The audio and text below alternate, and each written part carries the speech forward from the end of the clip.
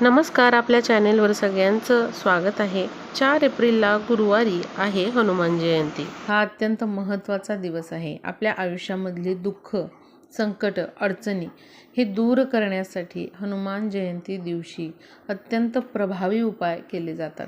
त्यातलाच एक उपाय आपण बघणार आहोत। आपल्याला फक्त एक दिवा या ठिकाणी लावायचा आहे। तो दिवा कसा लावायचा आहे हे मी तुम्हाला सांगणार आहे। बघा, आपल्याला भविष्य काळामध्ये कुठल्याच प्रकारच्या अडचणी किंवा आपल्या कामांमध्ये विघ्न येऊ नयेत किंवा आपली जी प्रगती आहे आत्ता चालू आहे त्यापेक्षा जास्त आपली प्रगती व्हावी। प्रत्येकाला वाटतं येणाऱ्या दिवसामध्ये, येणाऱ्या वर्षामध्ये आपण दिवसेंदिवस प्रगतीची शिखरं चढावीत, दिवसेंदिवस आपली प्रगती व्हावी, आपल्या मुलांची प्रगती व्हावी, आपली व्हावी, आपल्या पतीची व्हावी, संपूर्ण घरादाराची प्रगती व्हावी असं प्रत्येकाला वाटत असतं। त्यामुळे बघा, असे प्रभावी दिवस असतात, त्या दिवशी आपल्याला हे उपाय जर केले तर नक्कीच त्याची अनेक शुभफळं आपल्याला प्राप्त होत असतात। त्यामुळे सगळ्यांनी या दिवशी हा उपाय करा। अत्यंत साधा सोपा उपाय आहे। संपूर्ण घरासाठी हा उपाय आपल्याला करायचा आहे।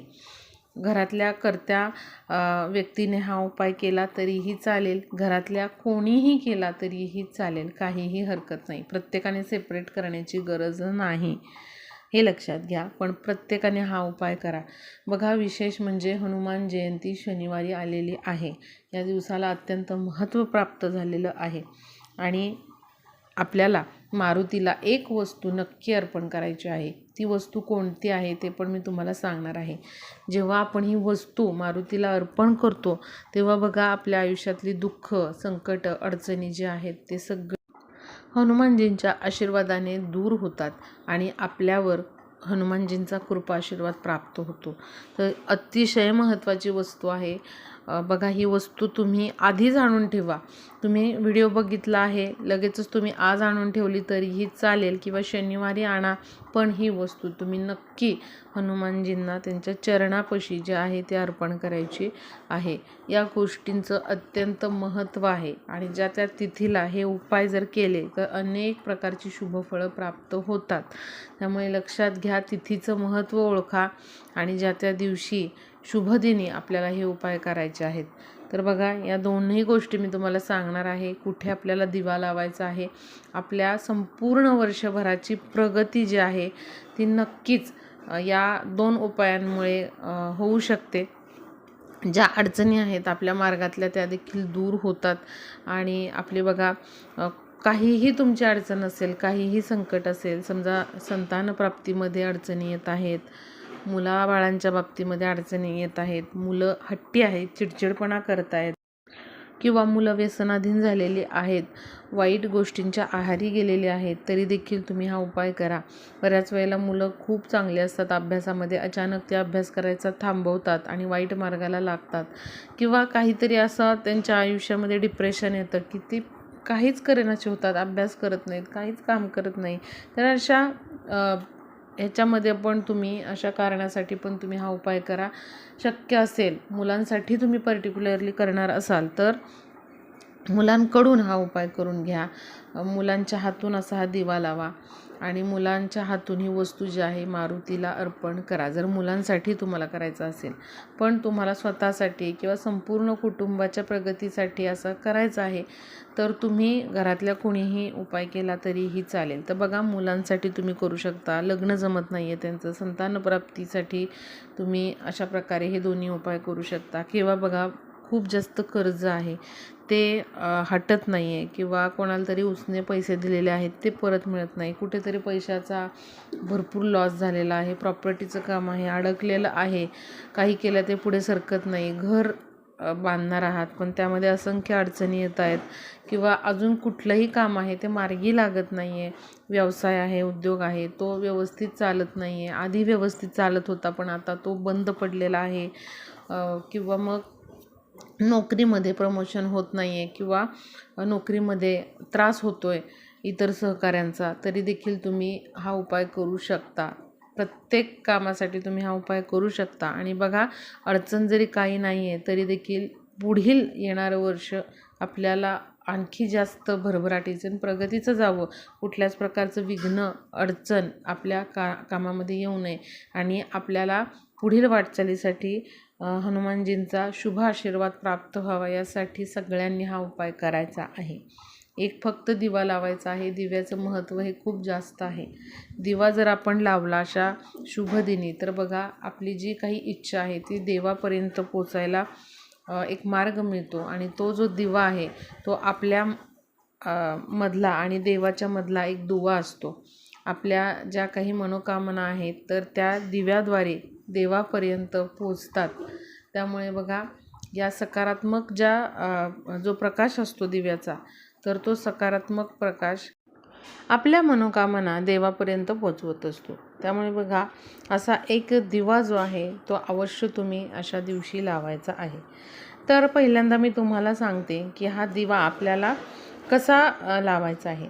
तर यासाठी मातीची पणतीच आपल्याला लागणार आहे. धातूचा दिवा तुम्ही घेऊ नका, मातीची पणतीच घ्या. मातीचा दिवा जेव्हा आपण घेतो तेव्हा त्यामध्ये अनेक शुभ अशा लहरी असतात आणि जेव्हा मातीची पणती आपण वापरतो तेव्हा तो उपाय आणखी जास्त प्रभावी ठरतो.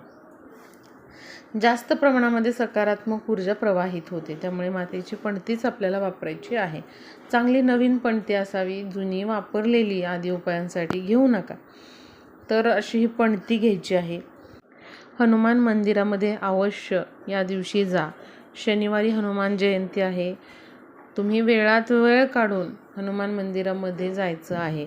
तिथे तुम्हाला ही पणती न्यायची आहे. त्यामध्ये मोहरीचं तेल टाकायचं, जोडवात टाकायची म्हणजे 2 वातींची मिळून 1 वात बनवायची आणि अशी जोडवात त्या दिव्यामध्ये टाकायची आहे.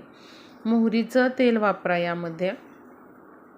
आता बघा असा हा दिवा आपल्याला हनुमानजींच्या समोर तिथे लावायचा आहे. म्हणजे तिथे तुम्ही बसा आणि असा हा दिवा हनुमानजींकडे त्याचं तोंड आलं पाहिजे, वात आली पाहिजे अशा पद्धतीने तो प्रज्वलित करायचा आहे. आता असा हा दिवा प्रज्वलित केला की त्यामध्ये आपल्याला अगदी थोडंसं कुंकू टाकायचं आहे त्या तेलामध्ये आणि त्याचबरोबर 2 चांगल्या लवंगा घ्यायच्या आहेत फूल असलेल्या आणि त्या दिव्यामध्ये टाकायच्या आहेत.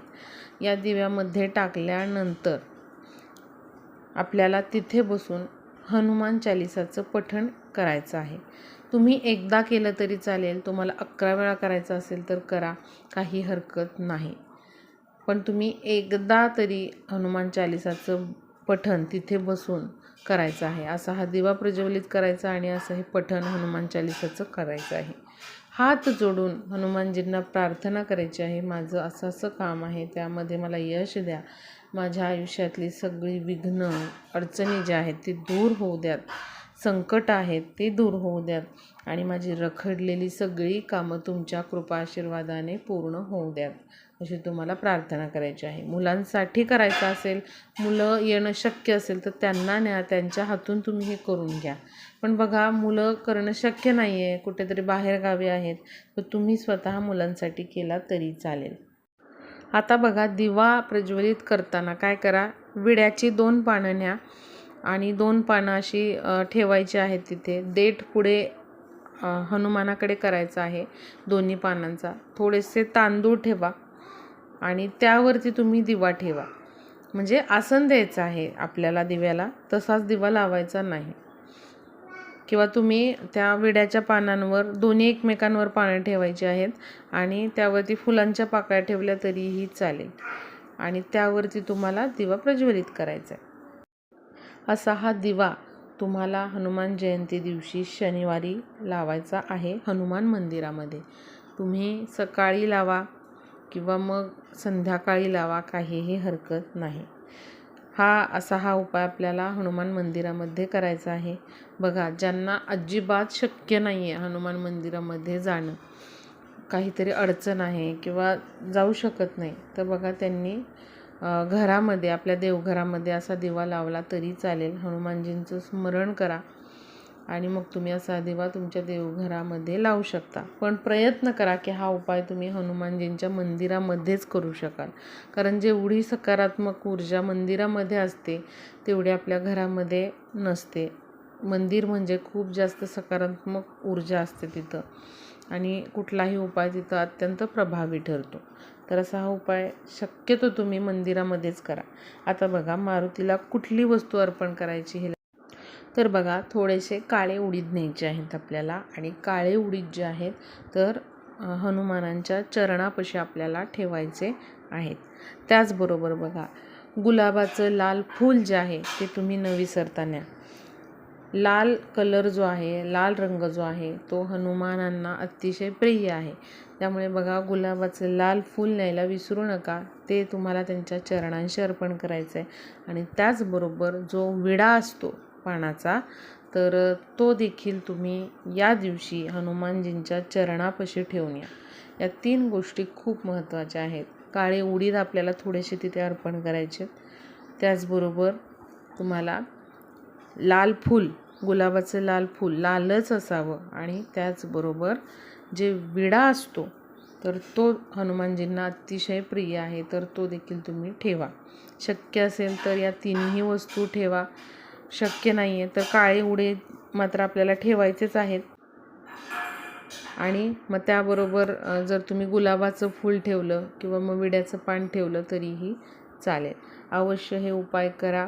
जेव्हा आपण अशा वस्तू हनुमान जयंती दिवशी मारुतीला अर्पण करतो तेव्हा त्यांचा शुभ कृपा आशीर्वाद आपल्याला प्राप्त होतो. अनेक रखडलेली कामं आपल्याला मार्गी लागतात. संकटे, अडचणी जे आहेत ते कायमची आपली दूर होतात. त्यामुळे या वस्तू न विसरता तुम्ही मारुतीला अर्पण करा. व्हिडिओला जास्तीत जास्त शेअर करा, म्हणजे हनुमान जयंती दिवशी शनिवारी हे उपाय सर्वांना करता येतील.